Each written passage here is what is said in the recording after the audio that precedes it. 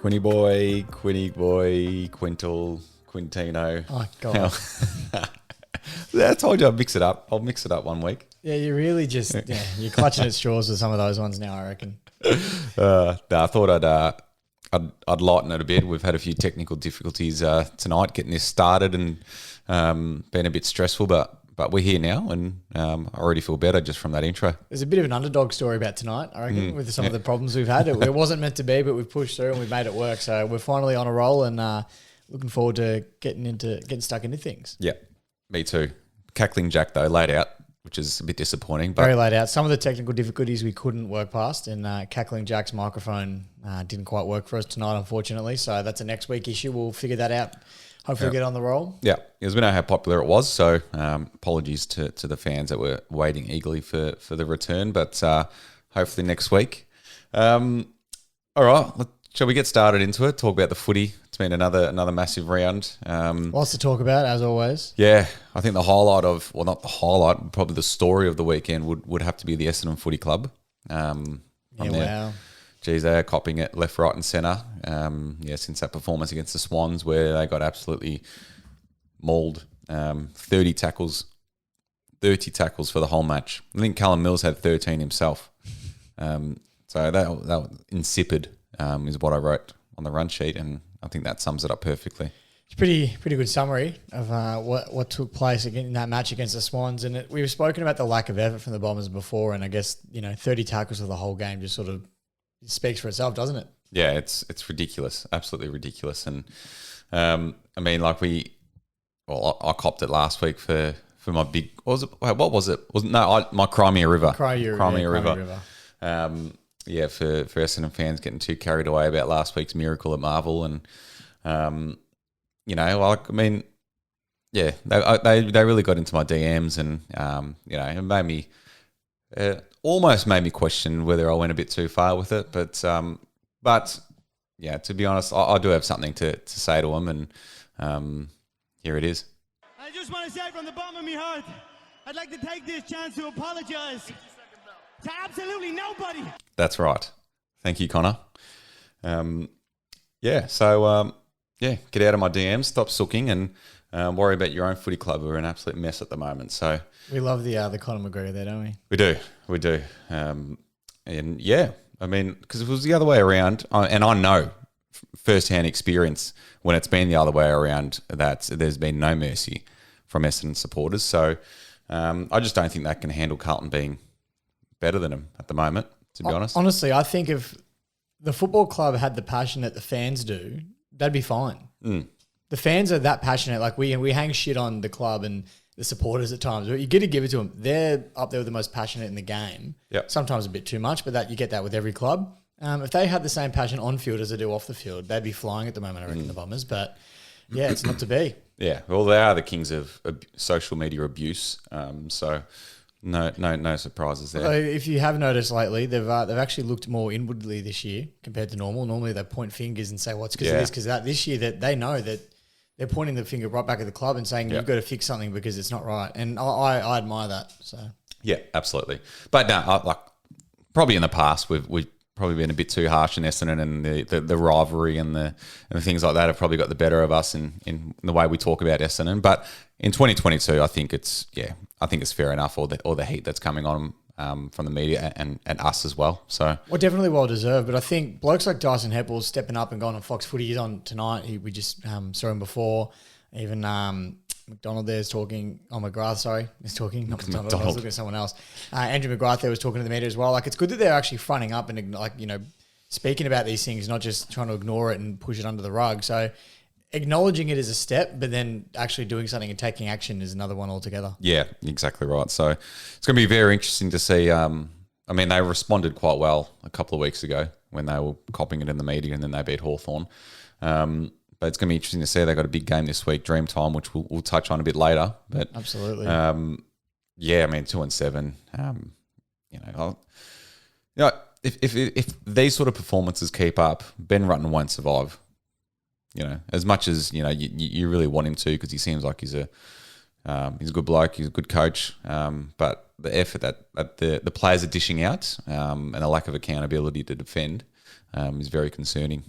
Yeah, it's a tough one, isn't it? Because he's a relatively new coach. But he's had a bit of experience, whether it's assistant coaching or he's been there a couple of years now as a head coach. So, yeah, they're going to start looking at him too if they can't turn something around and start showing a bit more. I think you're right. Yep.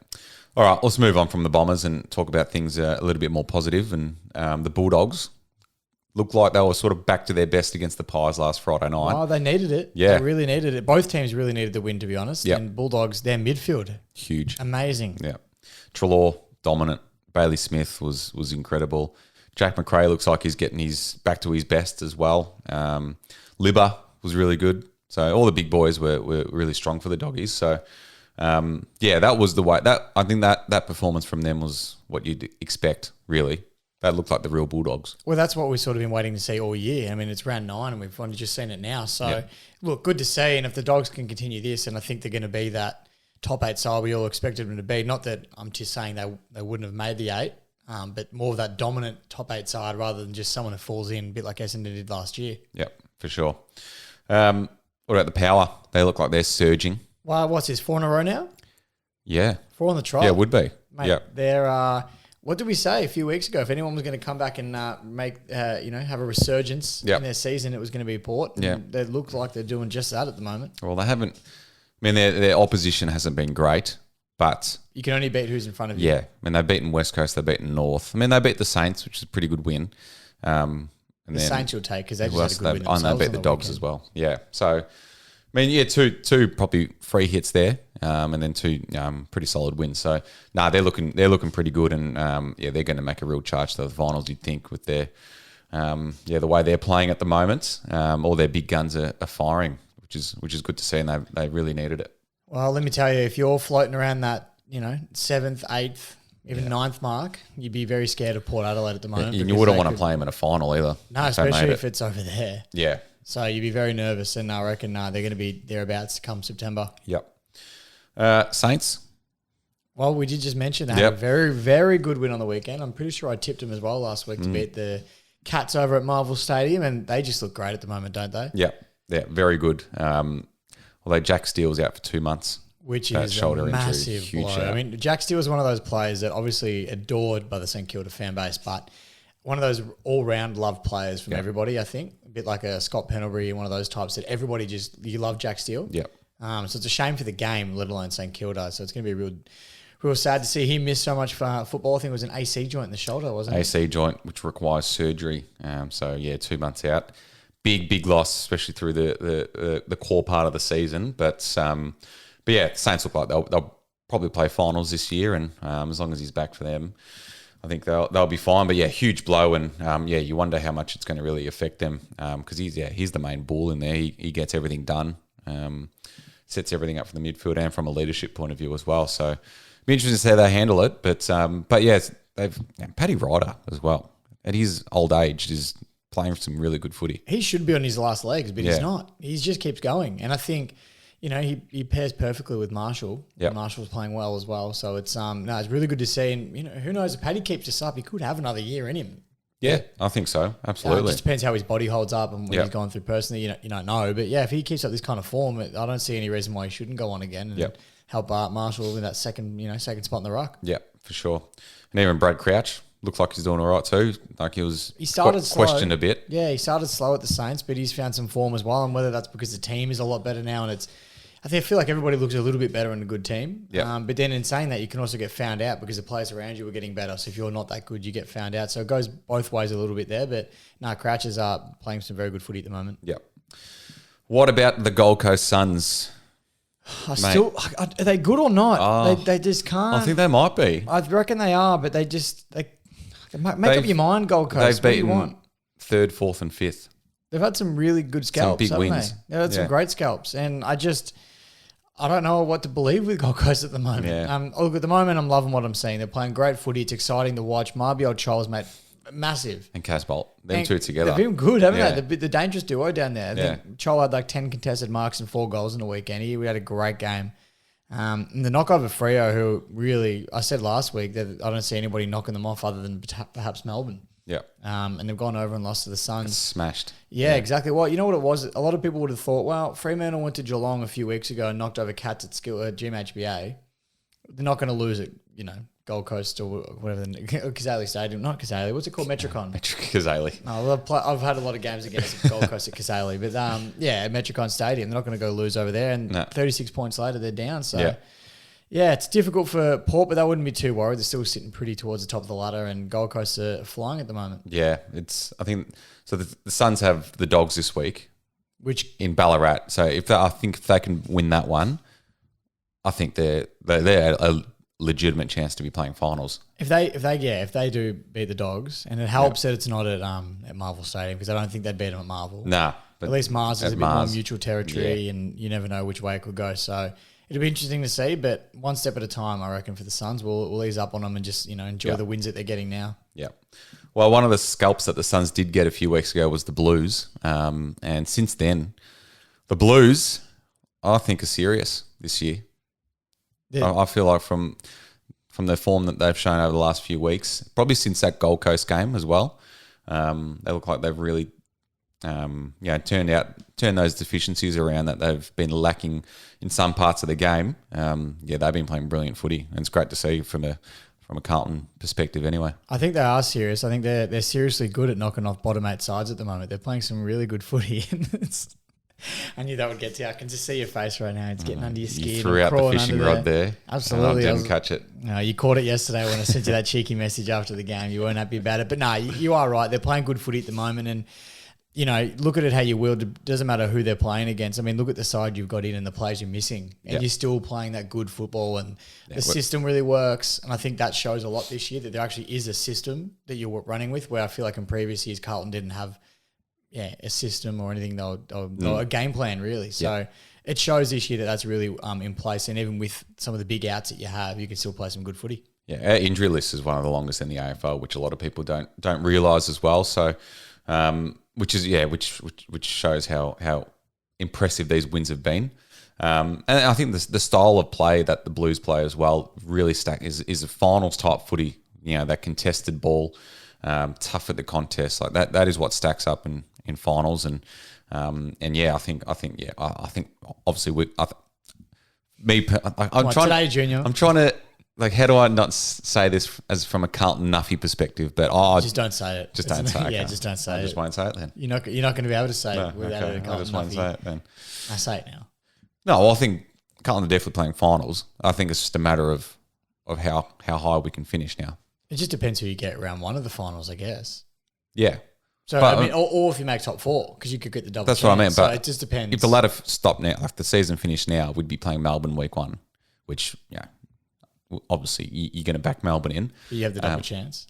Double chance, that's what I mean. So you get a home semi-final, and I'd back us in against anyone in that bottom half of the 8.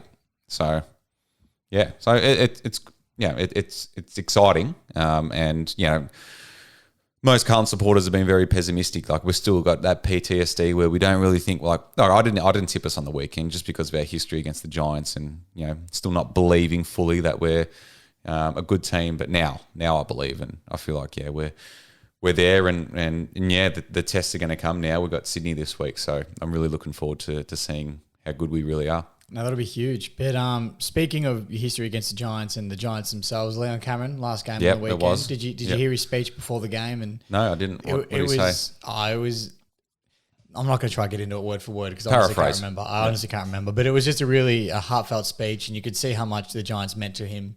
And what the journey that they've been on together. Obviously played numerous finals, grand final included. So pretty special. And obviously he was sad to go, but interesting timing to leave midway through the season. But I guess it opens the doors up early to try and find potential suitors to take his place. But I really enjoyed the speech he gave before the game, despite not remembering anything he said in it. But it was a really heartfelt speech. Must have been really riveting. Well, if I was a Giants player, I thought, you'd think it would have revved them up. To come they out started hard. And they did. I was going to say it started poor. Like, very bad. They didn't have an inside 50 for 15 minutes. No, it was and they finished strong in the end of that first quarter. They kicked a couple. Toby kicked 2, I think, in the first, didn't he? So they came back strong in the end of the first, but they started the game pretty poorly, which is surprising with the speech that they got beforehand. Yeah. So. Off the cuff, who do you think is going to be the next Giants coach? Oh, no, Adam Uze. Adam Uze? Yeah. No, I've honestly got no idea. I just put a name out. James Hird? Nah. I wouldn't be going for Hurdy. A lot of people putting his name up at the moment, but Georgie Parker actually put this on her socials and said his coaching record was like 41 wins, 42 losses or something like that. It's not really that good. I don't know why everyone's hyping her up. But in saying that, Voss's record wasn't good either, and look what he's done now. So things change, obviously. You got to give second chances. I agree with that. But, I don't know if Hurd's going to be in the mix or not. I'm really, really not sure. Part of my ignorance, but Georgie Parker, who is she? Like she's always posting so much and she has a lot of opinions. Absolutely. Who is she? Like where does she? Well, she's a journalist, and I don't know enough about her to get into her background and her history. So but she is on the Daisy and Heater show as well on Channel 7. Yeah. So she's on the show. I always and see that's her where she tweeting said stuff. that was paraphrased from something she said in the show. Yeah. Okay. Yeah. To be honest, I thought maybe she was an AFLW player or something because I've never heard of her before until like this year where she's very vocal, very opinionated on a lot of and some of her opinions are a bit outrageous, but well, they're a bit indifferent, aren't they? Yeah, they are. Yeah, and she cops it a fair bit too. She really stirs the pot with a lot of the fans out there. So, but I don't mind that. I like when you. No, it's good. It's good. I like getting under people's skin. It's it's good. Yeah, I just want to know just what's her background. I'm pretty sure she's an athlete of some sort, but I don't want to. Okay. I want to say anything and get it Maybe wrong. Maybe we should have come. That was again off the cuff. I'm sorry. I feel like she not prepared. I feel like she plays for Collingwood, but once again, we should have done our research before I brought that up. That's okay. All good. All right. Let's move on to round 10. Double digits, Quinn. Double digits. Comes quick, doesn't it? Yeah, it's great. And Friday night, absolute cracker. Carlton Sydney at Marvel Stadium. I'll be there. Before we get into Friday night, where are the Thursday night games? I think they're coming. Are they coming? Because I'm seriously missing the Thursday night games. Bring them back. Yeah, bring them back. They'll be back. Anyway, we'll get back into Friday night. Carlton Swans, Marvel Stadium, big game. What do you reckon? What are your thoughts in the game? Like, what are you looking forward to? I'm looking forward to see if, not to take the piss, but to see if Carlton go against a genuine top 8 side. You've played well and put on good performances against some of the lower levels, which you can only beat who's in front of you, but you've played well. Yep. And you've played convincingly good footy. Now I just want to see how that style stacks up against a team that's towards the top. And I think at Marvel Stadium, I reckon you're a solid chance to get the job done. Yeah, I think we'll win too. I think we'll win. I think Sydney, they're good. They're too flaky for me. Yeah, I feel like they're a bit up and down so far. And I think we've got, Charlie's on fire and I think he can really make a difference there. And our midfield's just dominant at the moment. So, and then I do trust our defence with Wiedering. So, yeah, I think we'll get the job done as well. And very much looking forward to this game. It's going to be great. And I think we'll absolutely pack out Marvel as we've been doing so far this year. Well, you'd hope so. Yeah. So, and also it is Sir Doug Nicholls round. I forgot to mention. It is. Jeez, I forgot. It came so quickly. I forgot all about it. Yes, so it is all the Sir Doug Nicholls round. special Guernseys are going to be worn this weekend. Absolutely. I've already tried to get my hands on Richmond's one. I've started collecting in the last few years. I'm a big jersey collector at the moment. I started going through some of my old jerseys the last week or so. I was looking at my old Indigenous round jerseys, and I found some ones from when I was a kid. And let me tell you, there's a couple there with the number 12 on the back, and I tried squeezing them on Richo's old jumpers, and safe to say, they do not fit like they used to. One I couldn't get over my head, get my arms through. I'm talking when I was 5 and 6. Boy. And even ones from when I was 24. They're just so small on me now. I can't get into them, so they're. No, that one's a joke. But yeah, the big number 12 jumpers I tried to squeeze back on. I'm pretty sure I brought it in for our 12th episode. Yeah, you did. 12 jumper. Yeah, I remember. You look like, what'd you look like? Nickel Bellic from GTA 4. So, I was trying all the old jumpers and a few of them don't fit so well anymore. But that's all right. Still number 12. I'll never throw out the jumper. No. I'll keep that. But yes, looking forward to getting my hands on the new Indigenous jersey this year. Yep. It's going to be good. It's always a great round. I saw the players today at the MCG, or the young Indigenous players from every club was showing their jumpers for this week, and they're always great. It's great to and it's great that the AFL do that. I feel like, and they get someone to design it every year, which is good. So it's always, and then Dream Time's always great, which we'll get to.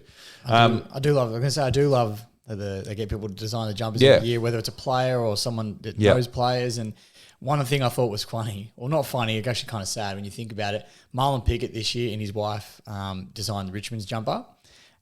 Pickett's been suspended. Oh, no. So he's going to tribunal this week to fight it, which I think he should get off. Yeah. But How flat, that is flattening for him if he designed the jumper and then can't get up for Dreamtime, which, for a lot of Indigenous players, you'd think would mean a lot. So absolutely. It'd be disappointing for him if he couldn't get up, but I reckon he will. Yeah. All right. Next game, Saturday afternoon, we've got Geelong and Port Adelaide at GMHBA. So head down this the coast. Big test for Port to see if they're really surging. Massive test for Port. I think this will be where Geelong put a stake through Port Adelaide's heart and just sort of ground them a little bit. Yep. And Cats will get the job done down there at GMHBA. But I reckon Port will show us enough to convince us that there's still going to be a good side. If that makes sense. Yep. I just don't think they'll win. Okay. Yep. I think Geelong, just because it's at GMHBA. But if Port get up, wouldn't surprise me, to be honest. But yeah, I think Geelong as well, and they'll want to bounce back after last week as well, where the Saints, I feel like they touched them up a little bit. I think the scoreboard maybe flattered Geelong a bit. So, but yeah, I think they'll bounce back and win this one. Also on Saturday afternoon, another clash in times. We got Bulldogs and the Gold Coast at Mar Stadium in Ballarat. Well, we briefly spoke about this one already. We've kind of already previewed it, but I think the Dogs will get this one done. I think purely because of the might sound silly, but Mar Stadium, it's relatively cold there. It is. Gold Coast used to that warmer climate. This weekend will be very cold. And it's probably going to be slippery, a bit wet out there. I don't know what the weather's doing, if it's going to rain or not, but I just reckon it might suit the Bulldogs just a little bit more. Yep, I think Dogs as well. But if Gold Coast get up here, lids off. Finals. Yeah, definitely. Saturday Twilight. Oh, God. So we even... All right, I want to see the odds for this. I was about to say, do you want to see? North Melbourne versus Melbourne. Give them to me. Guess what Melbourne... I want you to have a guess and see how close we are. What are Melbourne's odds? Yeah, they'll be $1.01. Spot on. Yeah, I'm not surprised. Yeah. North, I'm going to guess at 16. More. 19? More. No, not in the 20s. West Coast weren't even in the 20s last week. 21. No, wow. 21. Yep. $21 to $1.01. So it could be a sneaky one. Put a couple bucks on the Kangaroos. Marvel Stadium, taking the D's away from home. And remember, Melbourne are actually known as the Nam Football Club this week. It is. Yep, they're known as the Nam Football Club this week. So to recognise I think it's the name of the original land that Melbourne's built on, isn't it? The Indigenous land. So So North Melbourne versus Nam.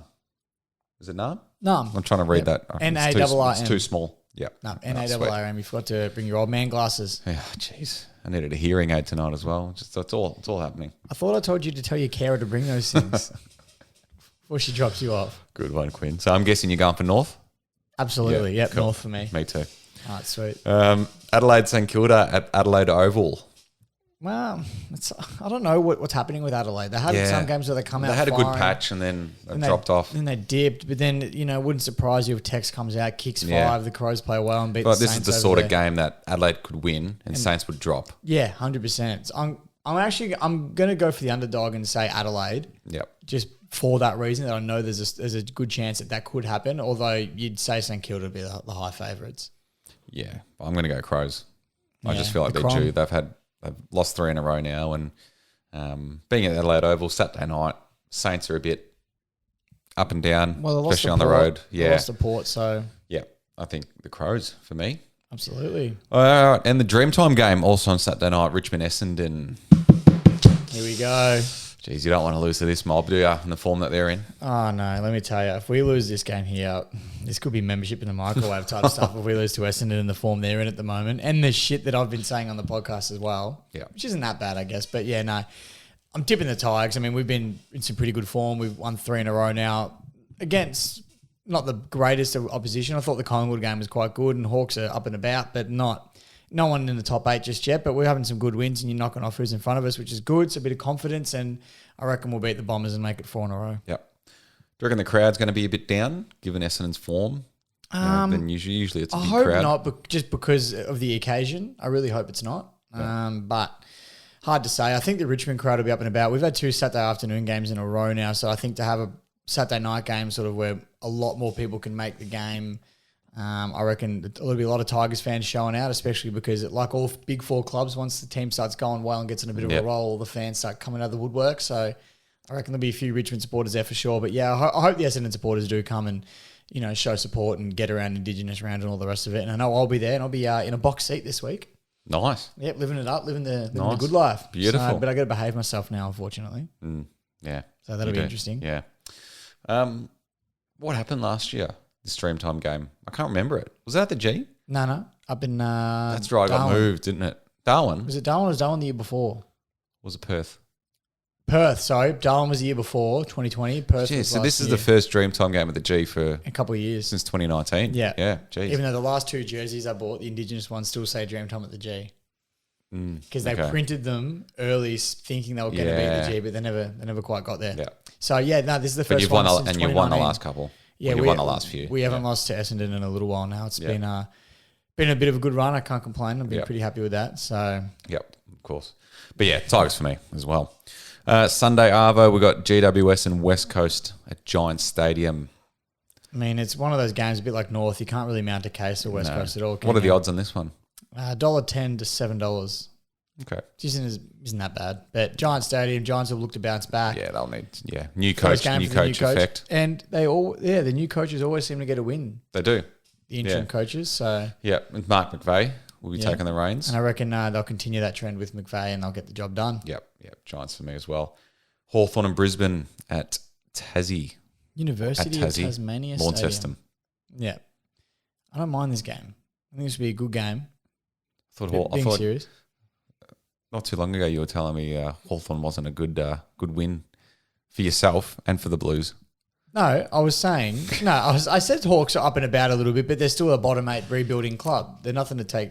But I think down in Tasmania they always play well. Hawthorn, they put on good shows. What are the odds? $1.30 to $3.56. That's not too bad. No, that's what I'm saying. Yeah. I still think Brisbane will get the job done comfortably, but I reckon Hawks will make a show of it.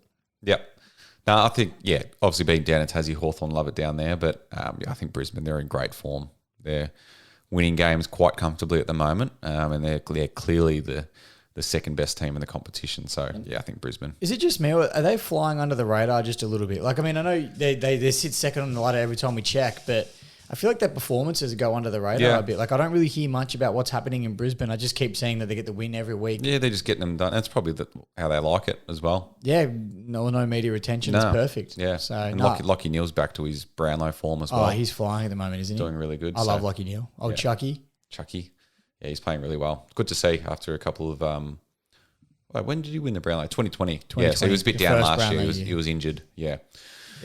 All right, last game of the round. We've got Freo and Collingwood at Optus. I think, Freo will definitely want to bounce back here. Yeah, home ground as well. Yep. Collingwood haven't been in the best of form the last few weeks. So, Freo for mine. Yeah, Freo as well. All righty, that is round 10. Sir Doug Nicholls round. Some big games to look forward to then, which is going to be very interesting. And personally can't wait for Friday night as well. All right. Are we crying a river? Yeah. Crying a river. JT, take us away.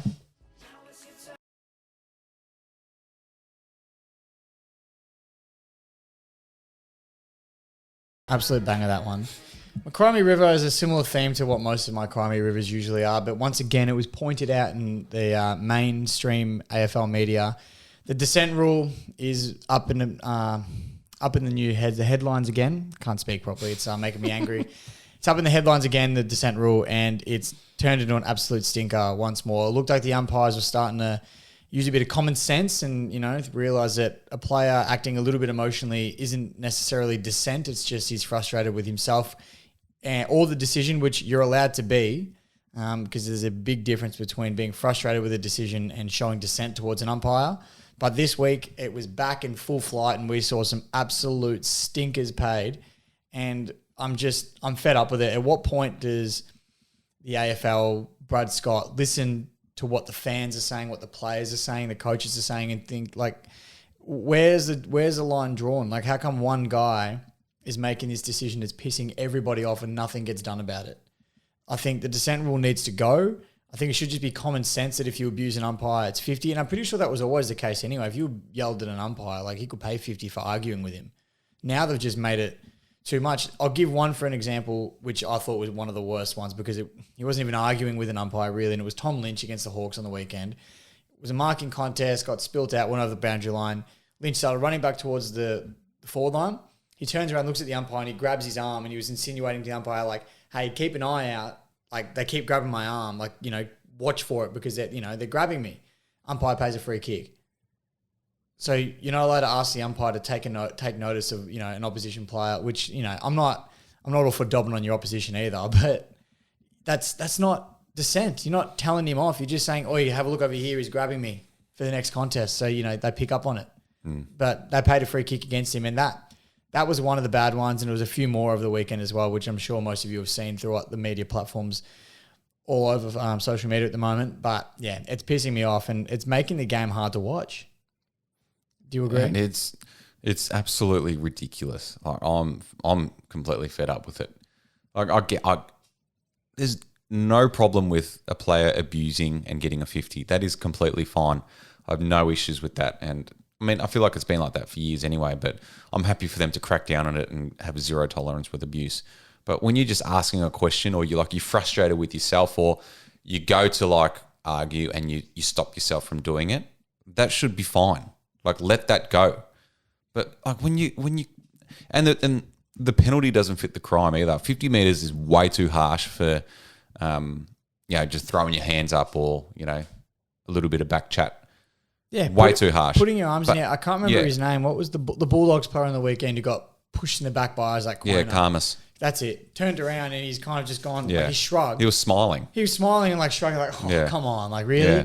50. It's ridiculous. Even the Degoe one, I know we're not the biggest advocates for Degoe on the show, that was but bad. Degoe, he went to yell and you could see he internalized it and just sort of went, just kept it to himself. He looked away from the umpire, just tried not to react. Umpire goes, no, you bring it here 50 meters. It's too harsh of a punishment. Yeah. Because it's changing tides of the game. Yeah. For what's happening. If you yell or abuse an umpire, fair enough, 50, make it 100 meters even if you're abusing an umpire. But if you're just throwing your arms in the air what was that for? That 50 is way too harsh. And I don't know. I'm really not all for it. Yeah. No, it's not great. I get what they're trying to do and I'm all for it, trying to stamp out the abuse towards umpires. Abuse. Fair enough. But yeah, when it comes to raising your arms and simply asking a question on why the decision was made, it's ridiculous. Yeah, and it's going to cost. It's going to cost someone a final, a big game down the track, and the footy world's going to explode. Absolutely, and I mean, we know like you said, we know the reasoning behind it. It's to encourage more umpires to join and make it a safer environment for umpires, this and that. But it's just making people hate umpires more because they're cracking down on something that's not that serious. And I mentioned it earlier, but at what point does, something that how come Brad Scott is the only one that has all that? I know his position and he's the one that makes the rules essentially, but surely there's a governing board that can turn around and be like, look, this rule isn't working. People hate it. The players hate it. It's ridiculous. It's gotten out of control. Let's change it or tweak it even, let's fix something up because it's wrong. Instead of him sitting in his high horse and not admitting, that he's done anything wrong. I know. It's a killer. I think. Yeah. And I mean, for me, it's the same with the different topic altogether, but it's the same with the MRO. You got one guy sitting there making these decisions. And I used to prefer when it was the match review panel when you had a few people, but now it's one guy. And if you don't agree, too bad. Yeah, I know. So I don't like how the rules are all set up and the way that you govern them. And this dissent rule is killing me and it's making football really hard to watch. I think the new AFL CEO is going to have a lot of things to have a look at when he comes in. Well, I'm hoping Gil can make some good changes before he leaves too. I don't know. I feel like Gil can be he won't do anything pretty drastic, stubborn with he's probably going to want to see it through and see how it goes. But a bit of both, I think, with Gil. Sometimes you see that stubbornness side of him, and he doesn't want to budge or make moves. And then other times you see that he can really relate to the fans, and I feel like that part of him might take over. Like you saw when just before Buddy kicked his 1,000th goal, and he was saying on the front bar, he was like, "Look, you're not allowed to run on the ground," but he wanted people on the ground, but he couldn't officially say. And I think hopefully something similar is going through his head where he's like, "Look, I understand the reasoning behind this decision, the rule and all that. It's a good rule, but the idea behind the rule is good. Your head was in the right place, but it's not working, and people hate it. I don't know one person that goes, I love this new dissent rule. It hasn't helped anybody. I don't even think it's helped umpires that much. No. Yeah, that's a big crime. Yeah, no, I know, mate. I know. I completely feel that. Hopefully it changes or just I don't know. Tweak it. Just tweak it. Just fix it to make it more justifiable. I think but that's the thing. I think the way that it always was fine in the sense that if you abuse an umpire, it was 50 anyway. Yeah. So I don't know why they had to bring in this dissent rule, and then now the interpretation of dissent is different between umpire to umpire, because I've seen arms go up and nothing's paid, or people shake their head, nothing's paid with one umpire, but then the umpire on the other side of the ground pays it. I'm like, well, it's going to be consistent. Yeah. Which, I mean, none of our rules are, because it's all up to interpretation, 95% of them. So this was just another unnecessary one that didn't need to be brought in. Yep. No, completely agree, mate. Let's move on. Spot on. Big call. Well, I've got it back. I'm going to say I've lost the reins. Yeah. Had a stinker last week, which is the nature of the big call. Just never go with North. No, I know it was silly of me, but it's the nature of the big call. You either swing, get a home run, or you swing and a miss. So swing and a miss for me this week. Yep. I got it right the week before, so I'll take that. Yeah. I'm 1-1 at the moment. Well, I've got it back this week, mate, and I think you might like what I'm going to say in this one. Here we go. I might. Let's see. Let's see. Okay. All right. So my big call for this week is going to be the man, probably the most informed player in the competition at the moment. Oh, Daddy. His career best. He's having, an unbelievable stretch for a key forward. Is Tom Lynch. I think he's going to kick 8 goals against the Bombers this weekend. Ooh. And then it's going to be followed by, can he reach 100 this season? Wait, can he, or you think he will? If he kicks 8 this week, so that'll bring what? How many does he kick? He kicked 7. The last 3 weeks, he's kicked 7, 6, and then 4. Yeah. So he's kicked 17, 18 goals in 3 weeks. Add 8 to that this week. 26. What's he on? Oh, I'd have to check the AFL thing. He's high 30s. High, yeah. Yeah. I think there'll be talk. We're not even at the halfway mark. He's almost at, that 50 goal mark. Can he get to 100 if he keeps up this form? Wow. I don't know if another player in the AFL will ever kick 100 goals in a season just again. look at the bags he's kicking, though, consistently at the moment. Like I have said that, by the way, he's 31 goals, so he's low 30s. Okay. So kicks 8 this week. Goes to 38. 39, sorry. Jeez. If he keeps kicking bags, but like I've mentioned, we've had a couple of games against not the best opposition. So what's this opposition this week? I think it's all right. No, I'm kidding. I don't think they're that great, but I reckon Dreamtime's a different game, and players tend to do things. You know these big occasions, teams play better than what they've been playing previously. So, but that's what's a big call. Happen. But it is a big call. But I also do think that Essendon's backline isn't superb. Yeah. And our delivery and midfield has been really good lately. And we've got, now with Dusty back, our forward line, I think, is extremely dangerous. It's functioning really well. I actually don't mind that big call. I reckon the 8 is more likely than him kicking 100. No. So and if Lynch kicks straight as well, because remember, the games where he kicked 7 against the West Coast, he probably should kick 12. Yep. And against Collingwood, he probably should have had nearly 10, but he missed a few as well. Exactly. So if he kicks straight, I reckon he's every chance to kick 8. Yep. So I don't mind that. Yeah. No, my big call is more based around he'll kick 8 this week. And there could be talk of him, can he get to that 100? Right. Yeah. I do actually have an interesting stat, which I thought I should bring up on the podcast. I thought it was quite funny. I saw it on Twitter the other day. Tom Lynch, before the weekend, had 27 goals before he kicked his 4. And I saw a stat on Twitter that said Tom Lynch's run to 27 goals or whatever, and they had each game, like game by game, how many goals he's kicked to get there. And then they compared it to Tony Lockett's 1991 season, and he kicked 27 goals in the same amount of games. But Tony Lockett missed the first 6 games of the season, then proceeded to kick 12, 10, and then another 12 to get himself up to the same tally that it took Lynch 8 rounds to get to. Yeah. So I think that just speaks wonders for just how, one, how different the game is. Yeah, it's crazy. And 2, how good Tony Lockett was. Yeah. Well, when was the last player to kick 10? It's been a while since that's happened. Kennedy was the last one, wasn't he? Josh Kennedy? Ben Brown kicked 10, I feel like not that long ago. Did Brown do it recently? For North, not for Melbourne. Yeah. I know Rewalt did it. No, Rewalt probably wasn't that recently, actually. Buddy kicked 10 against Carlton once, I remember that. 13 against North, but that was a while ago. He was at Hawthorn still. Yeah. I think 2019, Ben Brown kicked 10 in a game. I think that's probably the last time it's happened. Yeah. And I think Lynch is probably the closest man to do it, given his form. So at the moment he is, If he keeps playing like this, and I'm not, it's funny to see what a forward does when he leads and presents at the ball, which he hasn't done in the last couple of years, due to which I think is our game plan, not himself. I think he's been told not to do that, but he's doing it, and it's working wonders. Surprise, surprise. Yeah. So. Well, it's going to be the Tom Lynch versus Charlie Curnow race for the Coleman medal by the looks of things at the moment. They're both right up there, aren't they? Yeah, so it's going to be good. All right, well, yeah, that is my big call, and we'll see if that gets up next week. But yeah, shall we wrap up there? Let's do it. I think it's been a great episode. I think we've done everything. We've dished it out. We've praised, and we've done some calls which we'll probably be embarrassed by, but that's what it's all about. So, but yeah, as we say every week, leave us a review. YouTube, please get on that. Get our views up, get our subscribers up. We put a lot of work into it, so we'd love the support. And yeah, make sure you give us a good review on all the platforms as well. And enjoy Sir Doug Nicholls round, and we'll chat next week.